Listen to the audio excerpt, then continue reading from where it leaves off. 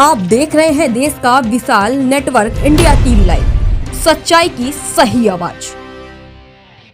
અમદાવાદ ધોળકા ખાતે ભવ્ય ત્રિરંગા યાત્રાનું આયોજન। ધોળકા ખાતે સ્વતંત્રતા દિવસની ઉજવણીને અનુલક્ષીને ધારાસભ્ય કિરીટસિંહ ડાભીની આગેવાની હેઠળ ભવ્ય ત્રિરંગા યાત્રાનું આયોજન કરવામાં આવ્યું।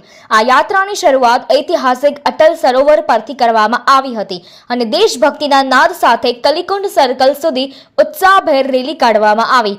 કાર્યક્રમમાં નગરપાલિકા પ્રમુખ, ચીફ ઓફિસર, ધારાસભ્ય પ્રતિનિધિઓ, વિવિધ આગેવાનો, police staff, fire brigade staff અને મોટી સંખ્યામાં વિદ્યાર્થીઓ તથા સ્થાનિક નાગરિકો જોડાયા હતા।